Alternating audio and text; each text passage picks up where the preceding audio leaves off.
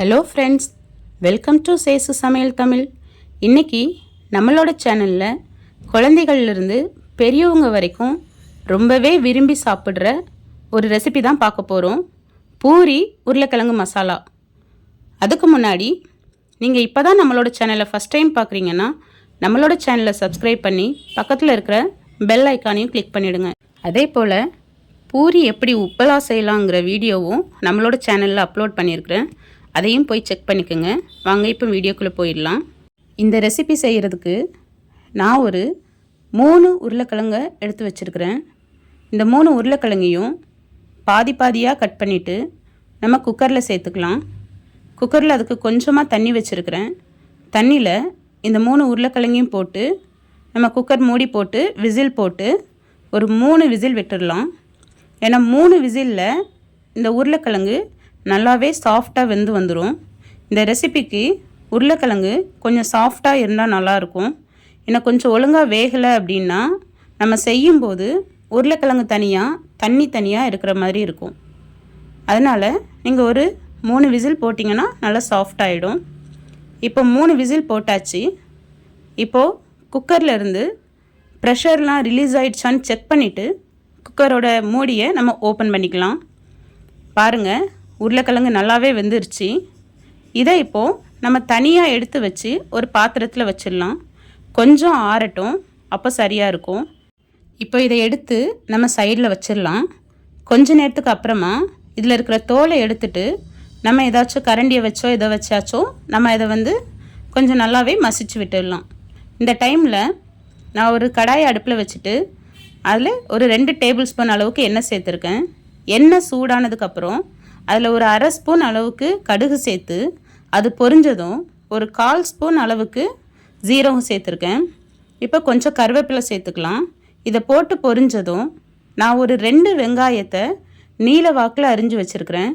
ஏன்னா நீல வாக்கத்தில் அரிஞ்சு வச்சாதான் இந்த உருளைக்கிழங்கு மசாலா செய்யும்போது அது நல்லா டேஸ்டியாக தெரியும். இப்போ இதை நல்லாவே வதக்கி விட்டுடலாம். ஏன்னா இது நல்லா வதக்க தான் அந்த டேஸ்ட் நல்லாயிருக்கும். இது ஆனால் ரொம்பவே ப்ரௌன் ஆகக்கூடாது. இப்போ ஃபஸ்ட்டு ஸ்டேஜில் ஒரு ப்ரௌன் வரும்ல, அதாவது கண்ணாடி பதத்தை தாண்டினதும் ஒரு ப்ரௌன் கலரில் வரும். அந்த ஸ்டேஜ் வரைக்கும் நம்ம வதக்கி விட்டுக்கலாம். இப்போ பாருங்கள், நல்லாவே ப்ரௌன் கலர் ஆயிடுச்சு. இந்த டைமில் நான் ஒரு சின்ன தக்காளி, ரொம்பவே சின்ன தக்காளி தான், ஏன்னா இதுக்கு அதிகமான புளிப்பு சுவை தேவையில்லை. அதனால் ஒரு சின்ன தக்காளியை சின்னதாக நறுக்கி வச்சுருக்கேன். அதுவும் ஒரு 2 பச்சை மிளகாயும் போட்டு நல்லா வதக்கி விட்டுருங்க. இப்போ இதில் கொஞ்சமாக உப்பு சேர்த்துட்டு நல்லாவே வதக்கி விடுங்க. அப்போது அது சீக்கிரமாகவே வதங்கி வந்துடும். அதுக்காக தான் இப்போ நம்ம போட்டிருக்கோம். பின்னாடி நம்மளுக்கு உப்பு தேவைப்பட்டுச்சுன்னா இன்னுமே நம்ம கொஞ்சம் போடணும். டேஸ்ட் பார்த்துட்டு போட்டுக்கலாம். இப்போ இதை ஒரு மூடி போட்டு மூடி வச்சுட்டு கொஞ்சமாக ஃப்ளேமை கம்மி பண்ணி வச்சுக்கோங்க. அப்போது அந்த தக்காளி நல்லாவே சாஃப்டாகி வந்துடும். அப்போ தான் சரியாக வரும். இந்த டைமில் நான் அந்த உருளைக்கிழங்கை மசிச்சு வச்சுருக்கேன். இந்த உருளைக்கிழங்கு இப்போ சேர்த்துக்கலாம். இந்த உருளைக்கிழங்கு ரொம்பவே பேஸ்ட்டாக மசிக்க வேண்டிய தேவையில்லை. 1-2 அங்கங்கே இருந்ததுன்னா நல்லாயிருக்கும். ஆனால் அது கெட்டியாக இல்லாமல் அதுவுமே சாஃப்டாக தான் இருக்கும். அப்படி இருந்தால் தான் அதோட கன்சிஸ்டன்சி நல்லா வரும். சாப்பிடும்போதும் அது நல்லாயிருக்கும். எல்லாமே ரொம்பவே பேஸ்ட்டாக இருந்துச்சுன்னா அது சாப்பிடும்போது அந்தளவுக்கு நல்லா இருக்காது. அதனால் அது ஃபாலோ பண்ணிக்கோங்க. இப்போ இதுக்கு தேவையான அளவுக்கு நம்ம தண்ணி சேர்த்துக்கலாம். பாருங்கள், தண்ணியும் உருளைக்கிழங்கும் சேர்ந்த மாதிரி இருக்குது. பட் இது கூடவே கொஞ்சமாக மஞ்சள் தூள் போட்டுக்கிறேன். இப்போ மஞ்சள் தூள் போட்டு கொஞ்சம் மிக்ஸ் பண்ணி விடுறேன். மிக்ஸ் பண்ணி விட்டுட்டு இன்னுமே கொஞ்சம் இதுக்கு தண்ணி தேவைப்படுற மாதிரி தான் இருக்குது. ஏன்னா இப்போ இது கரெக்டான கன்சிஸ்டன்ஸில் இருக்கிற மாதிரி இருக்குது. பட் நம்ம இன்னும் கொஞ்சம் கொதிக்க விடுவோம். இப்போ கொதிக்க விடும்போது இன்னும் கொஞ்சமே தண்ணி கம்மியாகும்ல, அதுக்காக நான் இன்னுமே ஒரு 1/2 கிளாஸ் அளவுக்கு நான் தண்ணி சேர்த்துக்கிறேன். தண்ணி சேர்த்து கொதிக்க வச்சா நம்மளுக்கு கன்சிஸ்டன்சி சரியாக வரும். அது கொதித்து வெந்து வரும்போது நம்மளுக்கு சரியாக வரும். இப்போ பாருங்கள், கிழங்கு தனியாக இருக்கிற மாதிரி இருக்குது. நம்ம கொஞ்ச நேரம் வேக விட்டோம்னா சரியாயிடும். இந்த டைமில் நம்ம உப்பு டேஸ்ட் பார்த்துட்டு தேவைப்பட்டால் கொஞ்சம் சேர்த்துக்கலாம். நம்ம ஆல்ரெடி பூரிலையும் நம்ம உப்பு சேர்த்து தான் செஞ்சுருப்போம். அதனால் பார்த்துக்குங்க. இது குழம்புக்கெலாம் இருக்கிற அளவுக்கு அந்த அளவுக்கு கொஞ்சம் அதிகமாக உப்பு தேவை இருக்காது.